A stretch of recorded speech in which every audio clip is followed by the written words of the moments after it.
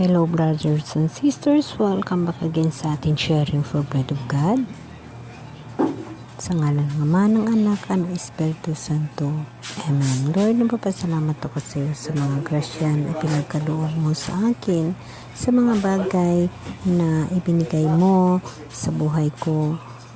Lord, maraming salamat sa lahat ng mga pangyayari sa buhay ko, na ang lahat na iyon ay ayon sa kagustuhan mo at aking sinusunod. Lord Jesus Christ, salamat sa pagpalangga kapag gabay mo sa buhay ko. Maraming salamat. Amen.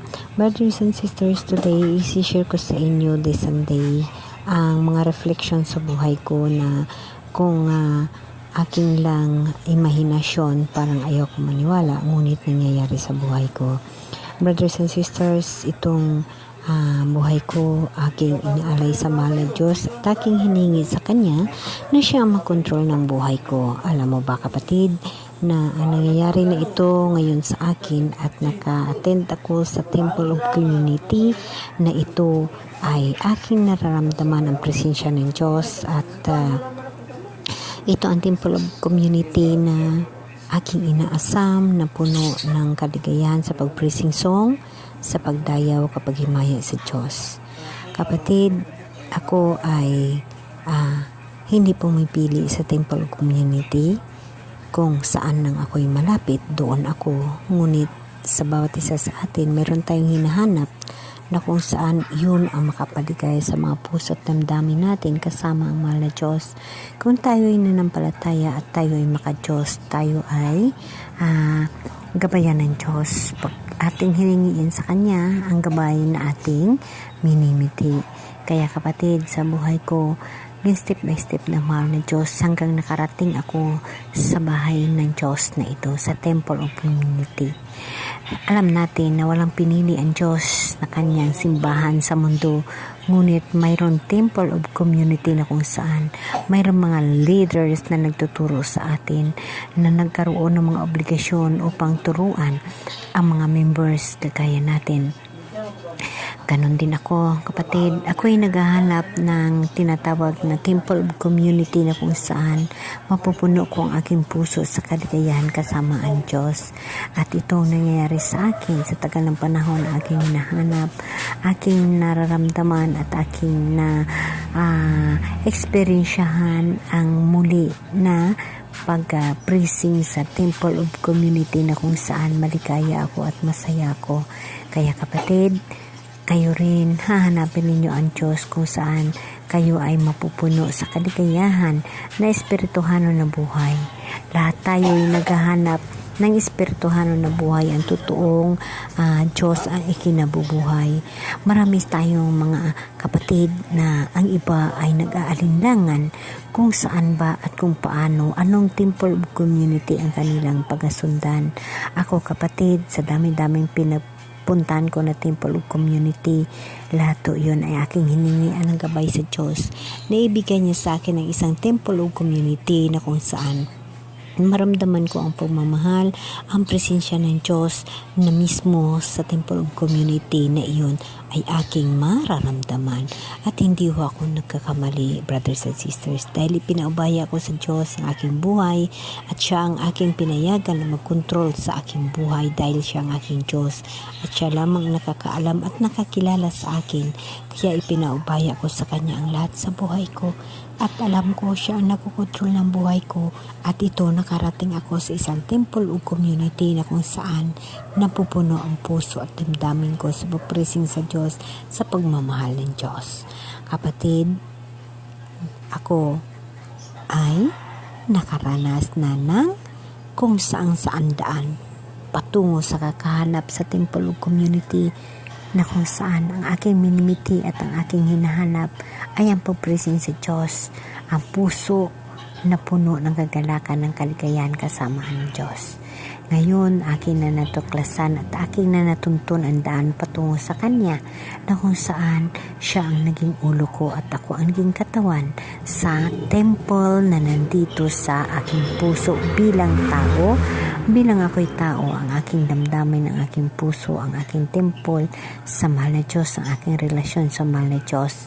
At ngayon, aking naman nakakamtan ang temple o community kung saan yun ang aking hinahanap at yun ang aking pagasundan hanggang sa ako'y nagsiservisyo sa mahal na Diyos. Akin nang hinihingi sa Panginoon na ako'y gabayan at pananatilihin na ako'y maging masigla upang matuklasan at malaman ko ang lahat na magiging misyon ko sa buhay na kung saan siya ang nagkokontrol sa buhay ko. Alam ko na hinihingi ko sa mahal na Diyos ng pagkontrol sa buhay ko ay isang obligasyon din na gusto niya na mangyayari sa buhay ko at yun ay aking tinatanggap. Kung ano man ang obligasyon at temple community na iubigay sa akin ng mahal na Diyos, akin ay tinatanggap ng buong puso dahil sa aking mga pangarap na ako ay magkaroon ng buhay na walang hanggan kasama ang mahal na Diyos. Kapatid, marami sa atin na nagsisimba, pumupunta sa mga temple o community, ngunit alam nyo ba, iba ang nararamdaman ng temple o community ng pagprising ng totoo sa mahal na Diyos at kasama mo ang mga kapatid na nanampalataya at nagtitiwala sa Diyos at ang buong puso ay nakasintro lamang sa Diyos. Kapatid, napakagandang damdamin at napakagandang buhay na ganun ang mararamdaman mo sa ating buhay. At iyon ang aking minimiti at aking ibinabahagi sa inyo at aking pinapaalam sa inyo na ako ay nakatagpo ng temple of community na kung saan napupuno ang aking puso at damdamin sa pagprising sa mahal na Diyos. Ako ay batang Katoliko, ngunit hindi ako pumipili ng temple o community basta ako ay masaya at maligaya sa pag-alagad sa mahal na Diyos. Akin iyon ay susundin dahil ang Diyos ang priority ko at ang relasyon ko sa Diyos ang pinaka-importante sa buhay ko. Kaya ako'y nagpapasalamat na kung saan ako'y nakatagpo ng temple of the community na kung saan unang pag-attend ko lamang ay nakaramdam ako ng presensya ng Diyos at pagmamahal ng Diyos at nasabi ko sa sarili ko, ito ang aking hinahanap. Kapatid, sa unang pagdating ko, tulo ang luha ang aking naranasan, umiiyak ang aking puso, tumutulo ang aking luha at ang aking isipan ay nasa Diyos. Iyon ang kaligayahan na aking nararamdaman at aking nakamtan at aking masasabi na itong temple of community na aking napuntahan ay isang biyaya para sa akin. Aking lamang hinihingi sa mahal na Diyos na ako ay kanyang gabayan upang mananatili sa pagserbisyo sa kanya at bigyan ako ng obligasyon, bigyan ako ng trabaho upang aking magawa ang nakalugod-lugod sa kanyang paningin dahil ako ay humihingi na sa pagdating ng araw sa buhay na walang hanggan, ako ay magkaroon rin ng trabaho kasama ang mahal na Diyos. Kapatid, aking hinihingi sa Panginoon na ako ay gabayan at yun ang aking minimiti at nang isuko ko sa mahal na Diyos ang aking buhay, ang aking lahat ng mga ginagawa, ito ang aking naranasan. Step by step, siya ang nagkokontrol ng buhay ko at nagtutupad at nagbibigay ng mga pangangailangan ko. Sa tulong niya, hindi ako nahihirapan. Ang aking lamang ibinibigay kundi ang aking buong pusong pagtitiwala sa Kanya. Kapatid, napakaganda ang buhay na kasama ang Diyos. Kayo rin, hahanapin ninyo ang Diyos at ikabubuhay ninyo na walang hanggan dahil napakaganda ang buhay na kasama ang Diyos. Napakaligaya sa damdamin, napakasaya ang buhay at hindi ka na problema ng pangangailangan mo dahil ang Diyos ang nagpo-provide ng lahat na iyon. Hindi siya magdalawang isip na magbibigay ng iyong pangangailangan dahil alam ng Diyos ang kailangan ng kanyang mga anak. Kilala tayo ng Diyos. Bawat isa sa atin ay kilala tayo ng Diyos. Amen? Amen.